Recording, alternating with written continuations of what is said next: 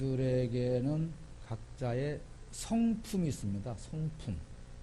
그리고 우리가 성격이라고도 하고 말하는데 성품이 있어요. 그 사람은 성품이 참 좋은 사람이야. 성품이 온유한 사람이야. 이렇게 말을 하는데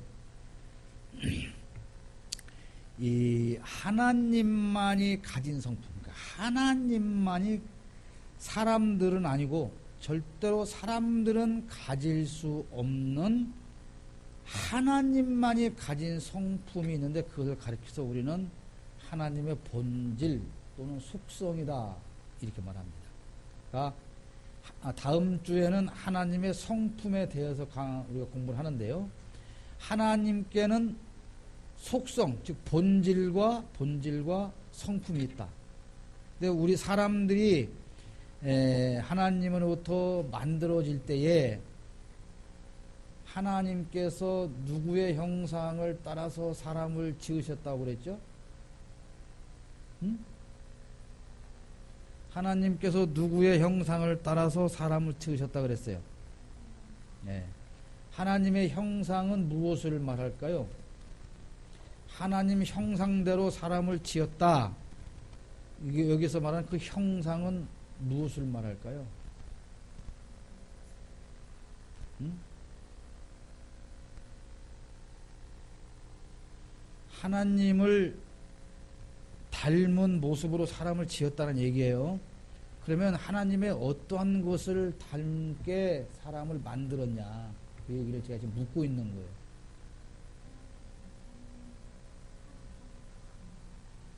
네. 그러니까 늦게 오면 이렇게 답을 틀리게 말하는 거예요.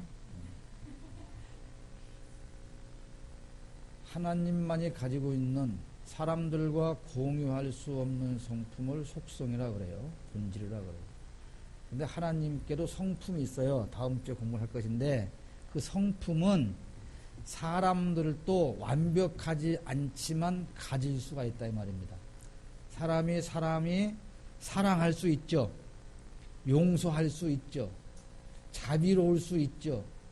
이러한 사람이 가지고 있는 성품은 본래 하나님이 가진 성품에서 나왔다는 거예요. 그러니까 하나님께서 하나님의 형상대로 우리를 지었다라고 했을 때 형상에는 두 가지 의미가 있어요. 첫 번째는 외형을 의미하고 두 번째는 성품도 담게 되었다. 근데 우리 담배 아빠 어디 가셨대요? 예? 가게를 오게, 가게를 가지 말고 오게, 교회로 오게. 예?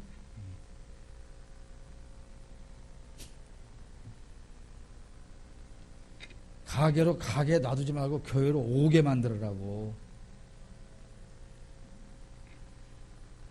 부모가 아이를 낳으면 맨 먼저 나는 그 말 참 그게 가장 큰 거짓말이라고 그래.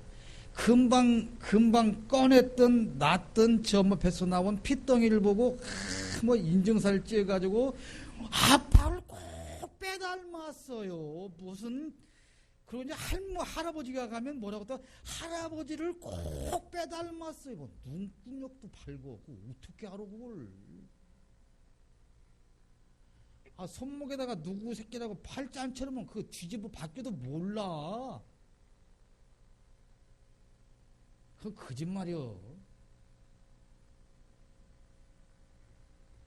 나도 우리 외손주 태어나가지고 가보니까 그 집 음식기들은 할아버지 잘못하면 말도 안 치면 내가 봐도 전혀 안 닮았어 나를. 근데 중요한 것은 신기한 건 뭡니까? 시간이 흘러갈수록 닮는다는 거죠. 그 다음엔 또 뭐가 닮아요? 성품이 닮아요. 성품이 닮는데 또 신기한 것은 되게 좋은 것은 별로 안 닮아. 꼭 지혜비 못된 소가지만 새끼가 닮아. 그죠? 예? 저 웃는 어머니들. 그래서 자식이 속색이면 엄마가 뭐라 그래? 어쩌면 그렇게도 지혜비를 쏙 닮았냐? 그러죠. 아버님은 도망가시나 봐. 어떠니? 예. 본인 얘기한다고 도망가시나? 어쩌나?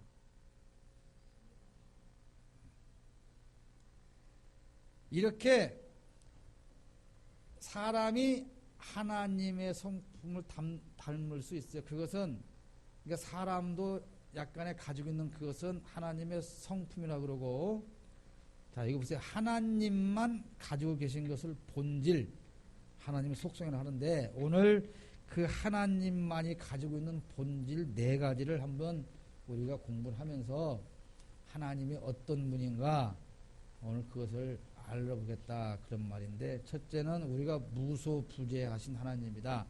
어디 하나 계신 하나님, 안 계신 곳이 없이 다 계시는 하나님.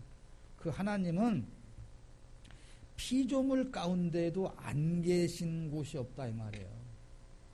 하늘나라에만 계시는 게 아니고 그 하나님 아버지는 어디 하나 계시는데, 우리는 어디 하나 있을 수가 있어요, 없어요? 없죠. 그래서 이거는 하나님만이 가지는 속성, 본질이라고 하는 것입니다. 그 하나님께서 어디에도 안 계신 곳이 없다. 그러면 오늘 여기에도 하나님은 계신다는 거죠. 근데 저도 제가 여러분한테 늘 말씀드리지만 저는 이 자리에 올라올 때 굉장히 괴로움이 많아요. 왜냐하면 또 상담할 때도 그렇고, 제가 인간적으로 개인적으로 여러분보다 더 거룩하거나 의롭거나 더 많이 사랑하거나 그러지 못하는 사람인데 와서 전하는 게 늘 죄송스럽죠. 뭐 바닥에 쥐 들어 다녀요?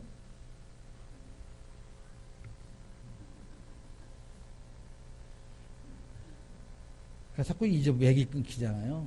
아니, 머리가 안 좋아가지고 이렇게 따로 신경 쓰면 다음 할 말 잊어버려요.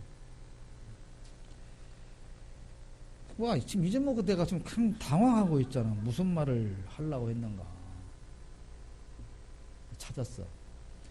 하나님은 어디에나 계신 분이기 때문에 우리가 어떤 행동과 말과 모습으로 사느냐는 사람들이 있을 때에 보이는 행동보다 아무도 없을 때에 보이는 행동이 더 중요하다는 거죠. 그러니까 하나님이 어디에나 계신다는 사실을 믿고 인정하면 우리는 아무도 없는 공간에서도 나는 하나님이 두려워서 하나님의 자녀처럼 살아가게 되겠죠. 근데 저는 그래요. 여러분은 안 그러겠지만 저는 어떠한 내가 못할 짓을, 떳떳지 못한 짓을 하다가 들통나면 사람들한테 부끄럽죠. 근데 우리는 사람들이 있든 없든 하나님께서 나를 보고 계신다는 이 사실을 인정을 하고 살아야 되겠죠. 그 다음에 하나님은 우주 어느 곳에나 계셔서 하나님을 피할 사람이 아무도 없다는 겁니다. 하나님께서 악인을 못 찾아내서 악인이 어디 있는가 꽁꽁 숨어서 그것을 못 찾아내는 게 아니에요. 제가 언젠가 한번 얘기 들었는데 대한민국 서울에 사는 사람들이 하루 아침에 눈을 뜨고 출근해서 퇴근할 때까지 CC 카메라에 약 800번이 노출이 된다. 감시를 당한다. 요즘 대개의 범죄자들을 찾게 되는데 가장 큰 공을 세우는 것이 곳곳에 세워진 CCTV죠. CCTV뿐이 아니고 이제는 세워있는 자동차마다도 제 차에도 앞뒤로 24시간 돌아가니까 조심하세요. 뭐 기분 나쁘다고 발로 뻥 차고 간다든가 다 보고 있으니까 기존에 흠집 나온 것까지 내가 다 뒤집어 씌우려니까 조심해요. 그런데 생각해 보세요. 그렇게 다 보고 있어요 지금. 근데 전능하신 하나님이 우리가 어디에 숨어 있는들 그분이 우리를 못 찾겠습니다. 사람도 찾는데. 그러므로 하나님께서 악인들을 아직도 그냥 두시는 것은, 우리가 죄를 지어도 아직도 그대로 두시는 것은 못 찾겠다 꾀꼬리 그래서 못 찾아서 벌을 안 주시는 게 아니다는 거예요. 그 다음에 국가와 정부와 제도들을 다스리는 주권자시다. 저도 어제 본의 아니게 국제시장을 봤어요. 본의 아니게. 전혀 계획이 없었는데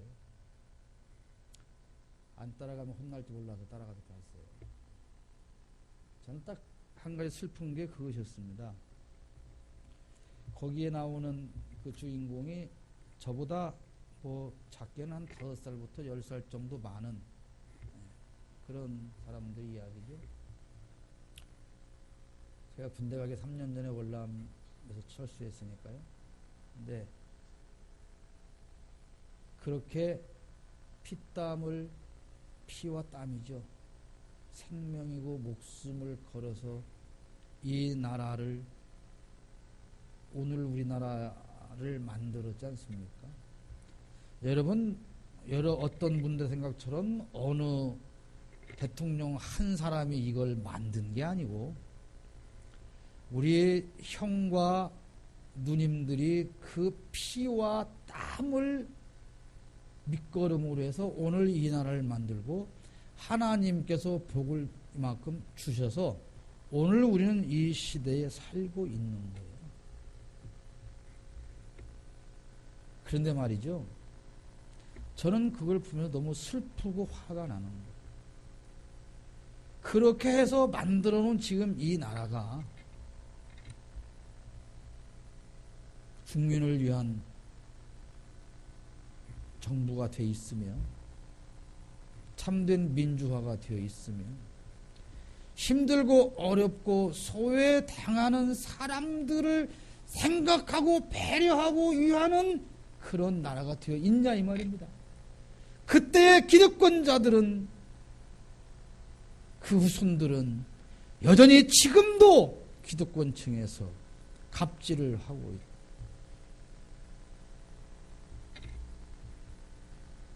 쌍용자동차 굴뚝 70m에 올라가서 지금 70일 넘도록 이 혹한에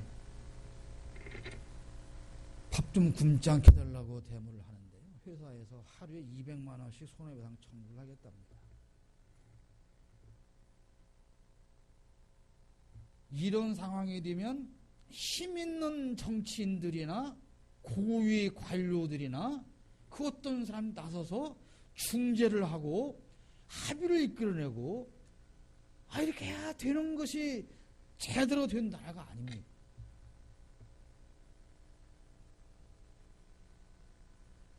그 선배들이 피와 땀으로 일구어놓은 이 나라가 잘못 돌아가고 있죠. 그런데도 왜 하나님은 보고 계시냐고 많은 분들이 항의하는 소리를 저도 듣습니다. 그러나 하나님이 몰라서 가만히 계시는 거 아니에요. 우리는 알지 못하는 하나님의 계획하심이 있습니다. 이 잘못된 것이 하나님의 계획 안에 들어가 있는 게 아니라 잘못하는 이들에 대한 처벌과 또는 개선을, 변화를 하시기 위해서 하나님께서 세우신 계획들이 있을 것이기 때문에 우리는 그때를 믿고 기다리는 것이죠. 예레미야 23장 23절에 이렇게 말씀하고 있습니다. 여호와의 말씀이라. 나는 가까운 데에 있는 하나님이요 먼 데에 있는 하나님은 아니냐? 여호와의 말씀이니라. 사람이 내게 보이지 아니하려고 누가 자신을 은밀한 곳에 숨길 수 있겠느냐? 여호와가 말하노라. 나는 천지에 충만하지 아니하냐? 하나님은 온 천지에 가득 차 계신 분이에요. 그러므로 그 하나님의 낯을 피하여 숨지도 말고, 그러므로 그 하나님의 도우심이 없다고 낙심하지도 말고, 언제나 어디에나 계시는 무소부재하신 하나님의 모습을 여러분 바라보며 하나님의 자녀로서 합당한 삶을 사시고 또 실망하지 말고 위로받고 그렇게 사시길 바랍니다. 담임 목사님이 어떻게 생각할지 모르겠는데, 제가 이 교회 와갖고 3년째 되는데 오늘 최고로 제가 은혜를 한번 받았어요. 오늘 참 많은 은혜를 제가 받았어요. 우리 목사님 설교가 변화되고 있구나. 제가 목사님 이거 들으면 어떻게 생각할지 모르겠는데 처음으로 제가 은혜를 받았어요.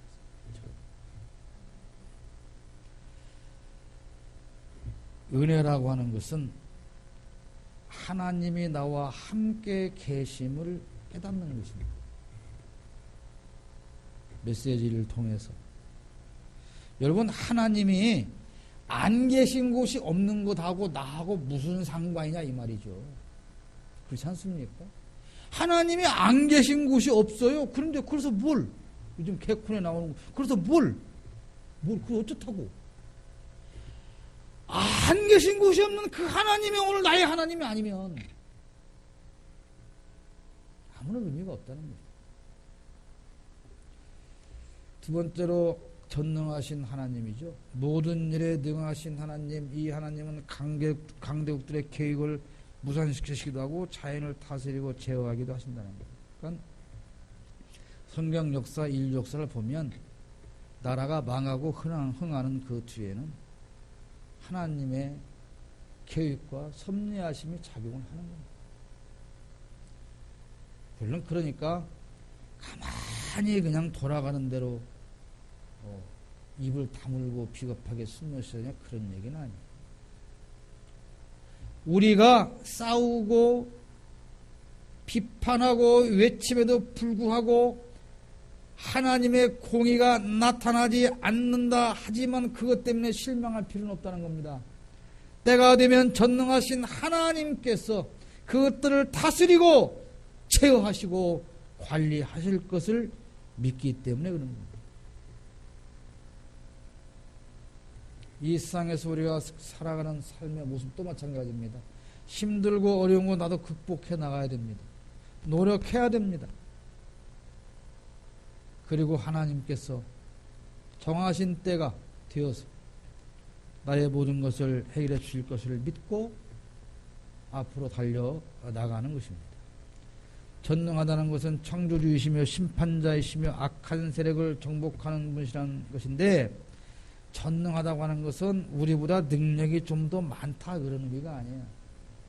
제가 어릴 때 유치동부나 중학교 다닐 때 이때까지는 지금 이 겨울철이면 시골 교회들이 다 부흥회를 할 때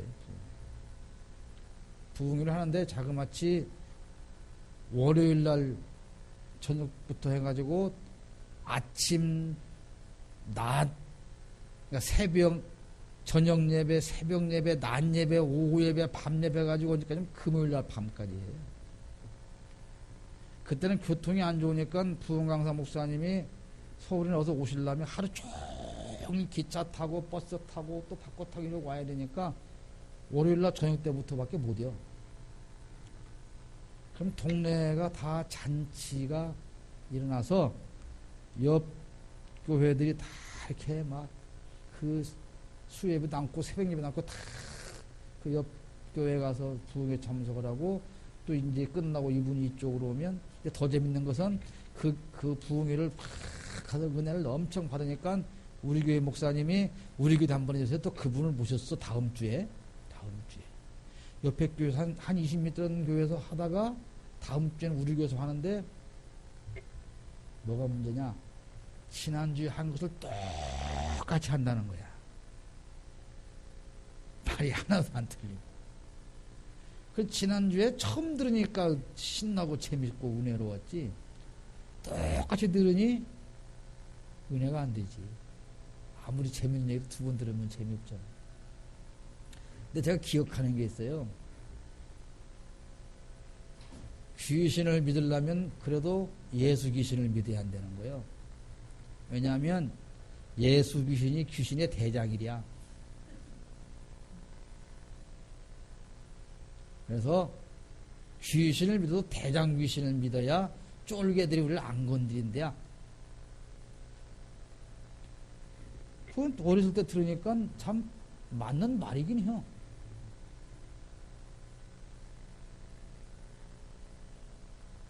그렇게 무지한 세대 속에서 우리는 성경을 공부하고 신앙생활을 배우고 왔습니다. 전능하신 하나님이라고 하는 것은 하나님과 쌈 붙으면 하나님이 다 이겨, 그런 소극적인 의미의 말씀이 아니에요.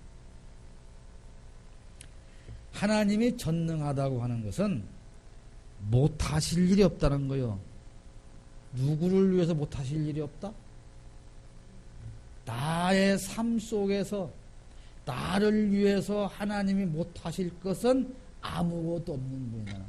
그러니까 이 무소부재하신 하나님, 전능하신 하나님이 나하고 무슨 상관이 있느냐를 우리가 깨닫지 못하면 이거 공부하는 의미가 없다 이 말이죠.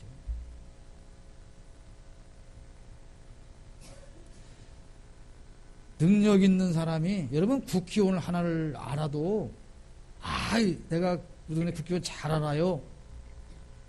그런데 그 국회의원한테 가서 의원님 저기 수영동에 한낭에 잘 알아요 했더니 처음 듣는데요. 이러면 내가 아는 게 아니지. 그잖아요.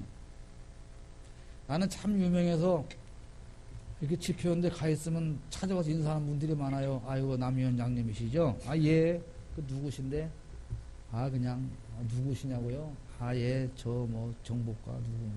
참 잘도 알고 찾아와요. 나는 그 사람 처음 보는데 그 사람들 내 사진을 다 갖고 닮으러 보고 다니는지. 잘도 찾아와.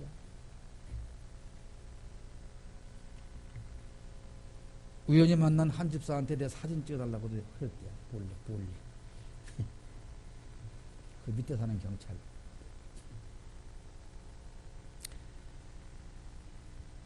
하나님이, 전능하신 하나님이 나에게 어떤 분이냐, 내 삶에 어떤 분이냐, 이 모래알만큼 티끌만큼 많은 이 사람들 속에 섞여 사는 나 조그마한 이 인생, 내 인생에 있어서 이 전능하신 하나님께서 내 삶을 책임져 주시고 나를 위해서 못하실 것이 아무것도 없다라고 하는 그 하나님의 모습을 여러분이 발견할 때에만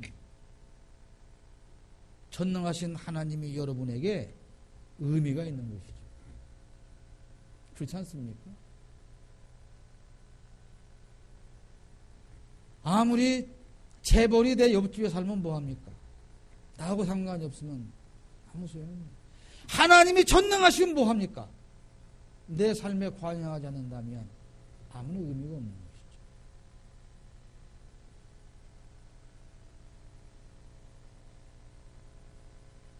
아까 우리 이정재 집사님이 강아지 준다고, 개새끼 준다고 우리 전비대원 뼈다구를 다 모아가시잖아요. 근데 오늘 여기에 뼈다구가 탐지바가 하나 나오면 뭔 소용이 있습니까? 그 개새끼한테 하나 갖다 줘야 의미가 있는 거지. 그죠? 하나님이 전능하셔봐야 내 하나님이 아니면 아무 소용이 없어요.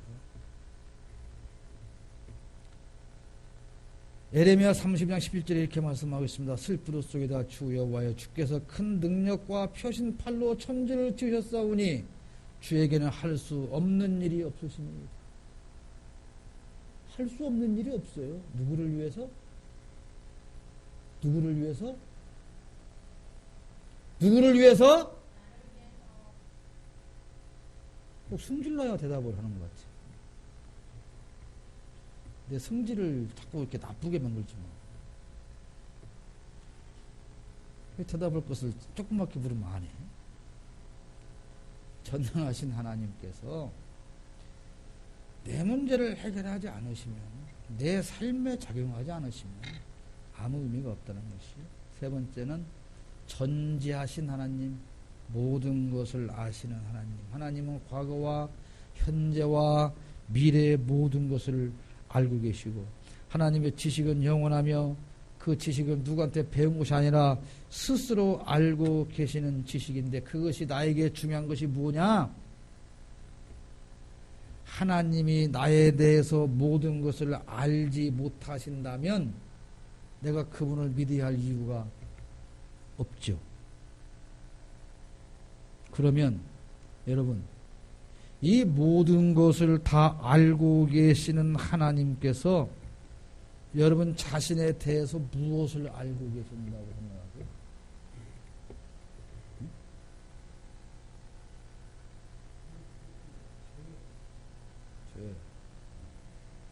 예. 또 여러분은 무엇을 알고 계실까요?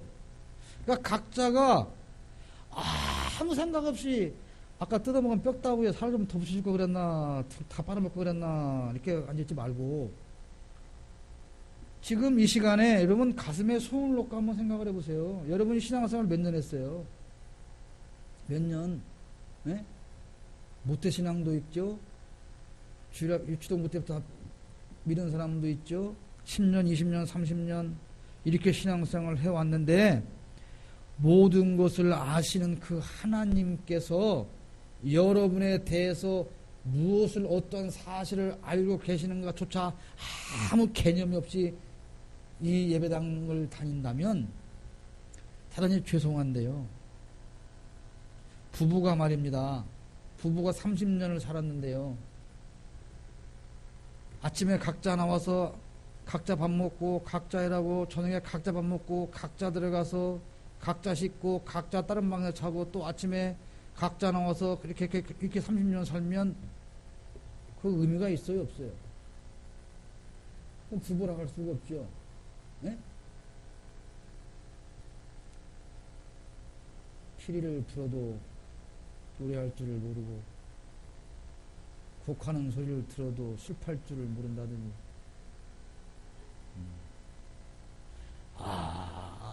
생각이 없이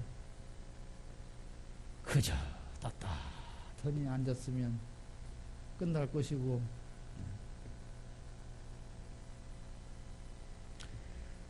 전능하신 하나님이 나하고 무슨 상관이 있느냐처럼 모든 것을 아시는 하나님이 여러분 삶 속에 뒤돌아보면 그 나에 대해서 모든 걸 다 아시는 하나님이 언제 어떤 때에 나의 어떤 문제를 어떻게 해결하셨는가 기억나는 게 있습니까?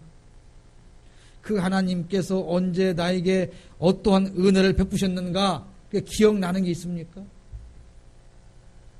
좀 생각 좀 해보고요.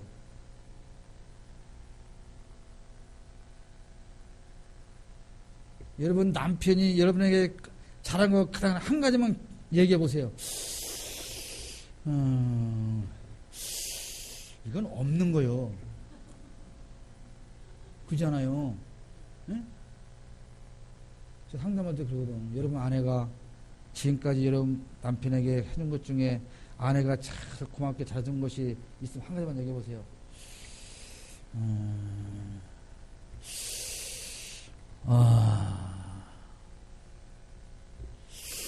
그러면 못 찾아. 그럼 내가 얼른 말을 막아줘야 그 사람이 덜 미안하지. 없어.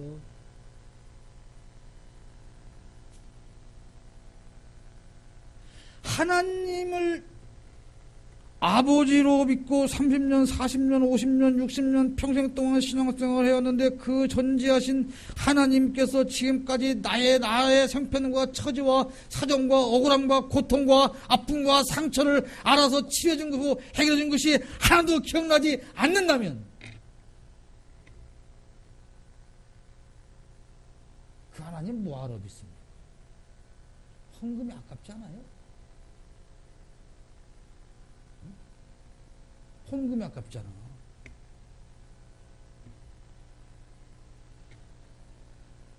우리는 하나님도 예수님도 성령님도 다 추상적 다 하고 상관이 없어요. 나의 하나님이 나의 하나님, 내 마누라의 하나님이고 아니고 나하고 상관이 없이 나의 하나님이 한단 말이에요.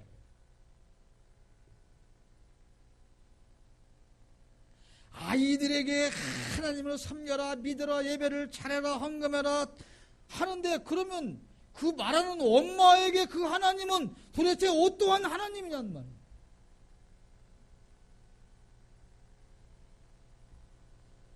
여러분 개인의 하나님이셔야 됩니다. 내가 이렇게 잘생기면 뭐해? 여러분 남편이 아닌데. 내가 집에서 아무 설거지를 잘하면 뭐해? 여러분 거 해주는 거 아닌데. 그잖아요. 요즘 하지도 않지만.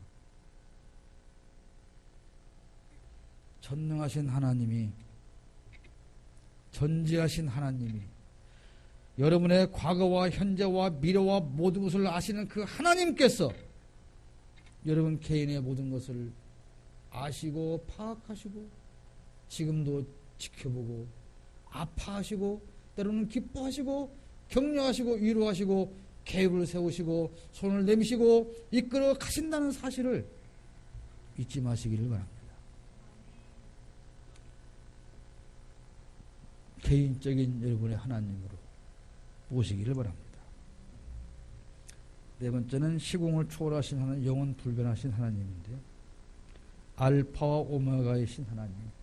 알파와 오메가가 뭔지 알죠? 근데 알파 오메가 왜 처음에 나중이냐 이 말이에요. 그리스어의 알파벳의 맨 처음이 알파고 끝에가 오메가요. 그러니까 알파 오메가라고 합니다. 알파, 베타, 델타 외워가는 그 하나님께서 처음이라고 하는 것은 우리의 상식으로 그 처음은 이해할 수 없어요. 시작이 없는 처음이니까요. 시작이 없는 처음. 우리에게 시작이 없는데 처음이라는 말의 개념이 없죠. 무한이라고 해도 이해가 안 돼요. 과연 우리는 그게 언제부턴가, 그게 몇 년, 이렇게밖에 생각이 안 되니까, 우리. 아무튼 그 하나님께서 항상 존재해 오셨고, 지금도 존재하시고, 그런데 그분은 스스로 존재하시는 분이요. 그래서 그분의 이름이 뭡니까? 야훼 하나님, 여호와. 나는 스스로 있는 자다. 언제부터? 처음부터. 언제까지? 영원까지.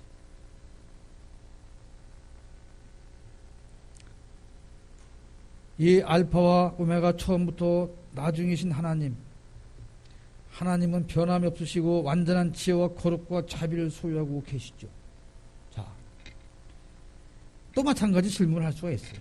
그러면 이 영원 불변하신 처음이요 나중이신 시공을 초월하시는 그 하나님이 나에게 어떤 분이냐는 거죠. 똑같은 얘기죠. 나에게 어떤 분이냐. 이게 가장 중요합니다. 여러분은 그러니까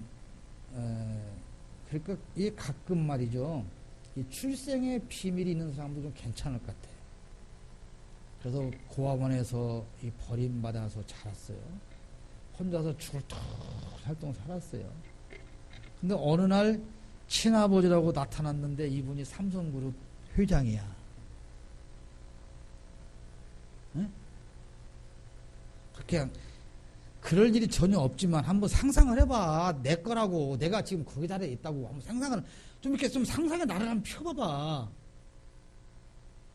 내가 고생하는데 삼성그룹 그럴 일이 없지만 그 회장님이 우리 친아버지라는 거야. 그런데 지금 그 얘기를 하는데 이러고 있겠어? 이러고 있겠냐고. 그러고 있겠냐고. 뭐 어떡하겠어? 아, 그런데요. 아, 그랬구만요. 그러겠어? 꼬집어보고 찢어보고 때려보고 뒹굴어보고 또 확인하고 그러다가 막 팔팔 뛰고 떼글떼글 둥글고 지랄 날게 날 거 아니에요. 그잖아요. 내 전지 전능하신 무소 부재의 영원 불명 하나님이 내 하나님이라 그래도 뭐 감흥이 없어요. 그러니까 어쩌라고요, 목사님. 그래서 언제 끝날 건데요? 40분이나 됐구만요. 오늘 체육 헌신예배 특송 준비하라면서요.